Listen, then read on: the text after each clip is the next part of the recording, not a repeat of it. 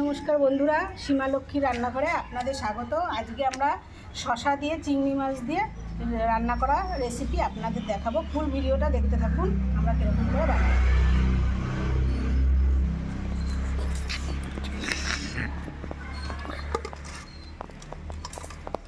শসাটা আবার কেটে নেব।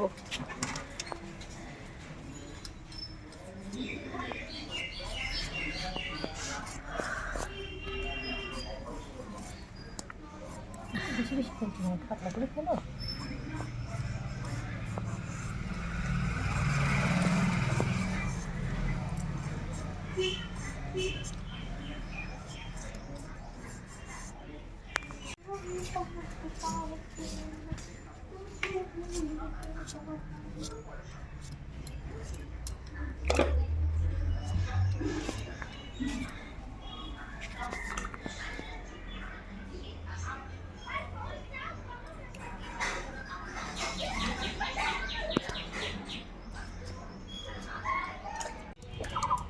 কড়াই গরম হয়ে গেছে, তেল দিয়ে নেব।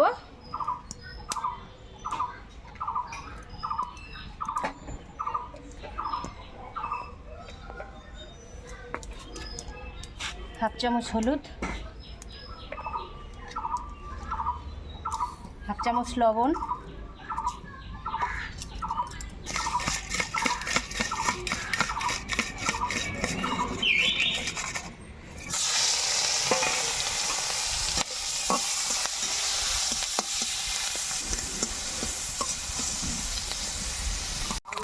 মাছ ভাজা হয়ে গেছে, এবার তুলে নেব। ঘর ফাঁকা থাকলে এবার হাজার হাজার লোক আছে ডেলি দিন আগে না। একটু জিরে ভেজে তেলের উপরে হাতায় তুলে রাখবো।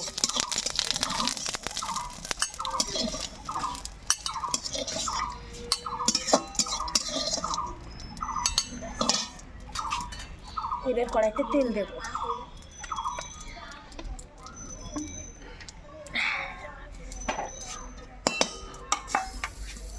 এবার দুটো শুকনো লঙ্কা ফোড়ন দেবো। দুটো শুকনো লঙ্কা ফোড়ন দেবো। এবার একটু সাদা জিরে দিয়ে দেবো।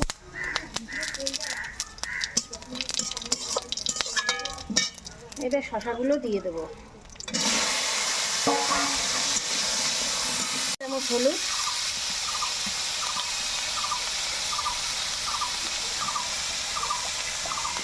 হাফ চামচ লবণ, কারণ লবণটা কম দেবো, বেশি দিলে পরে ভালো লাগবে না। শসার তরকারি তো বেশি লবণ হয়ে গেলে পরে খেতে ভালো হবে না। দুটো তেজপাতা দিয়ে দিলাম কাঁচা।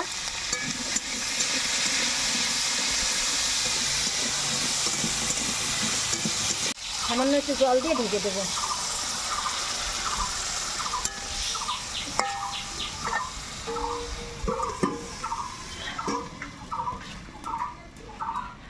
দশ মিনিট জাল দেওয়ার পরে ঢাকনা খুলে এখন দেখে নেব সিদ্ধ হয়েছে কিনা শসাটা।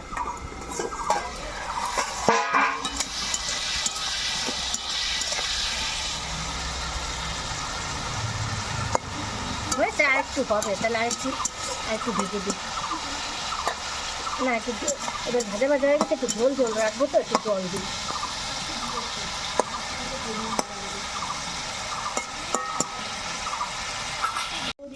দেখে নিই তরকারিটা হয়ে গেছে কিনা।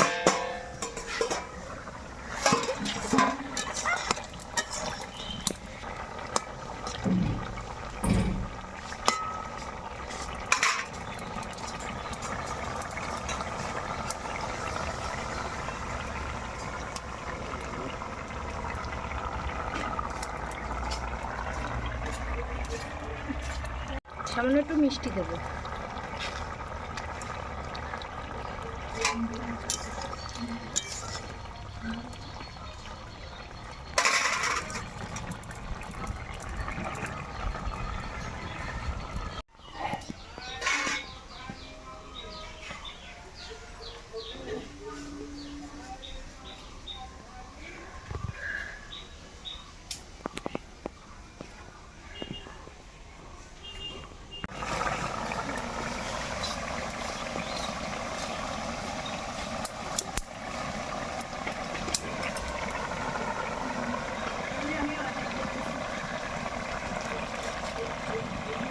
তরকারি নামানোর আগে বেটে তরকারির মধ্যে দিয়ে তরকারিটা নামিয়ে দেবো, হয়ে গেছে।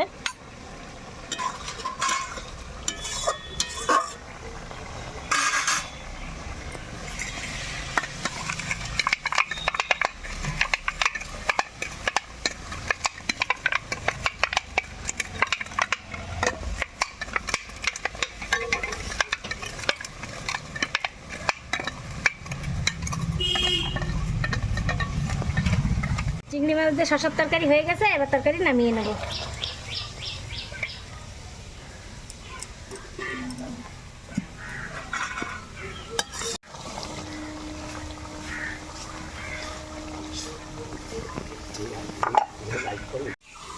বন্ধুরা, আমাদের চিংড়ি মাছ দিয়ে শসার তরকারি রান্না করা হয়ে গেছে। এই দেখুন, হ্যাঁ, আপনারা এইভাবে রান্না করে খেয়ে দেবেন, অবশ্যই ভালো লাগবে। আর যদি রান্নাটি ভালো লেগে থাকে তাহলে আমাদের চ্যানেলটিতে একটা সাবস্ক্রাইব আর লাইক অবশ্যই করে দেবেন।